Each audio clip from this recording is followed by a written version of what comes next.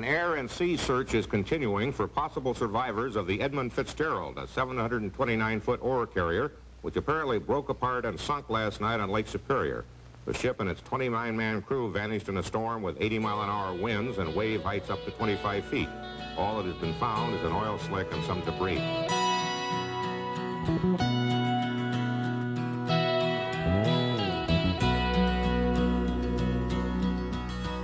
The legend lives on from the Chippewa down of the big lake they call Gitchagumi. The lake, it is said, never gives up her dead when the skies of November turn gloomy. With the load of iron ore, 26,000 tons more than the Edmund Fitzgerald weighed empty. That big ship and true was upon the bitude when the gales of November came early. The ship was the pride of the American side, coming back from some mill in Wisconsin. As the big freighters go, it was bigger than most, with a crew and good captain well seasoned, concluding some terms with a couple of steel firms when they left fully loaded for Cleveland.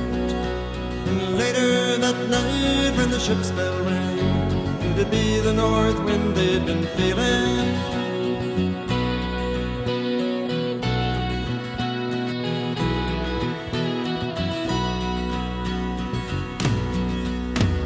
The wind in the wild made a tattletale sound, and a wave broke over the railing.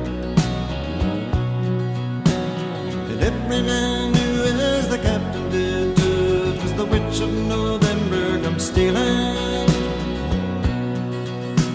The dawn came late and the breakfast had to wait when the gales of November came slashing. When afternoon came, it was freezing rain, face of a hurricane west wind.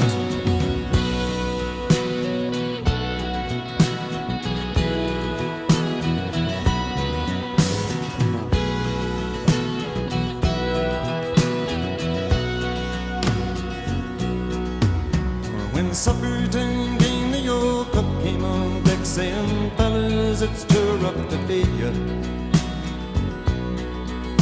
At 7 p.m. a main hatchway caved in. He said, "Fellas, it's been good to know ya."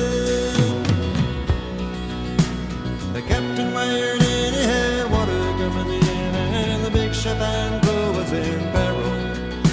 And later that night when his lights went out of sight, in the wreck of the Edmund Fitzgerald. He last had contact with him for me to talk to him. At about 10 minutes after 7, 1910, and he said he was going along fine and no problem. But it looks from the information that we have that it's fairly certain that the Fitzgerald went down. Does anyone know where the love of God goes when the waves turn the minutes to hours? The searchers all say they'd have made Whitefish Bay, they'd put 15 more miles behind her. They might have split up, or they might have capsized, they may have broke even to the water. And all that remains is the faces and the names of the wives and the sons and the daughters. No, I couldn't have him visually. I had him on radar. He was exactly 10 miles ahead of us.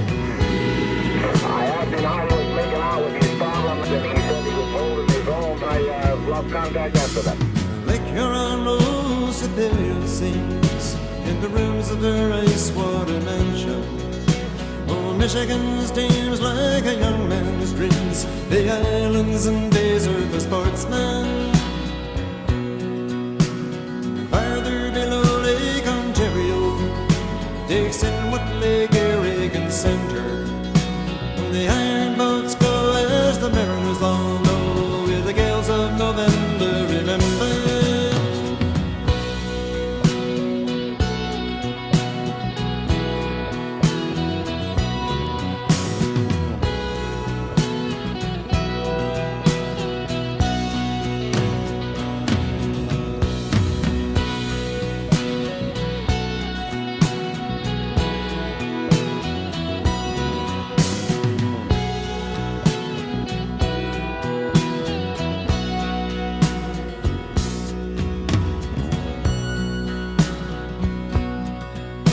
In a musty old hall in Detroit, they prayed in the Maritime Sailors' Cathedral. The church bell chimed till it rang 29 times for each man on the Edmund Fitzgerald. The legend lives on from the Chippewa down of the big lake they called Gitchagumi. Superior, they said, never gives up your dead when the gales of no